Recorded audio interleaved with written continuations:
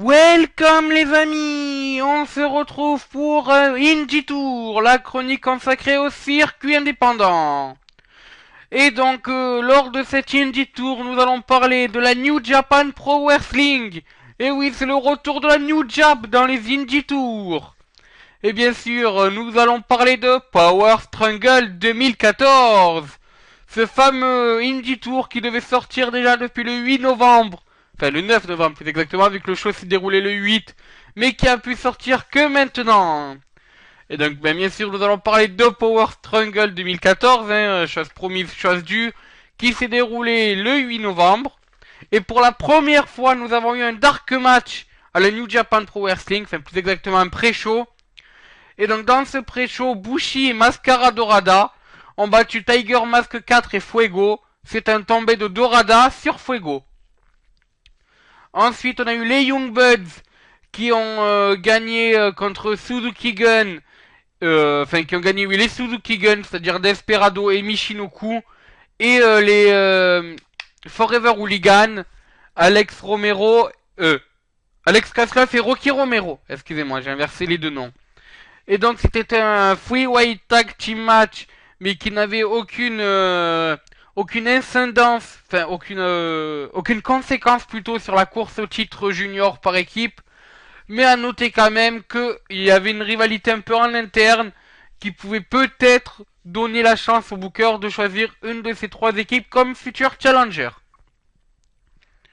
Ensuite, nous avons eu un autre match par équipe, vu que les Suzuki Gun, Izuka et Suzuki, ont gagné contre Sakuraba et Yano. A noter qu'après, pardon, non, c'est Sakuraba et Yano qui ont gagné les Suzuki Gun.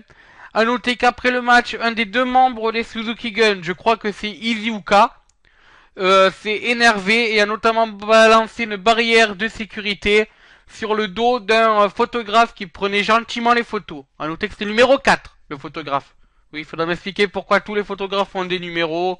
Ça fait quelque chose japonais déjà que je me le demande, mais c'est pas grave. Donc voilà, notre ami Izuka a blessé le photographe numéro 4. Nous lui souhaitons bien sûr un bon rétablissement parce que ces photos nous étaient essentielles. Voilà. Ensuite, nous avons eu un autre... non, cette fois c'était un match simple. Vu que Justin Thunder Liger a gagné le NWA Junior Championship contre Chase Owen. Et donc, Justin Thunder Liger gagne un nouveau titre dans la New Jap. Ensuite, le Bullet Club, Doug Gallows, Bite Look Fail, Anderson et Takahashi ont battu Makabe, Naito, Honma et Captain New Japan après un tombé de Bite Look Fail sur Captain New Japan. Et donc le Bullet Club qui continue sur leur bonne série. Ensuite, nous avons eu un match pour le IWGP Junior Tag Team Championship. Et c'est les Red Dragons, l'équipe de Bobby Fish et Kyle O'Reilly, qui ont gagné contre les Time Splitters. Après le finisher des Red Dragons, qui alors je ne me rappelle plus du nom exact que les Red Dragons leur ont donné. Mais en tout cas, c'est un kick au niveau de la nuque de Bobby Fish et un brainbuster de Kyle O'Reilly.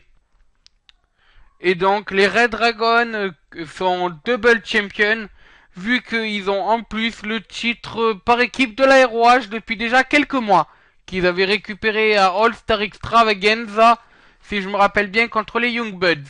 Ou alors un peu avant. En tout cas voilà, c'est parce que c'est vrai qu'il y avait eu un peu un ping-pong entre les Young Buds et les Red Dragons.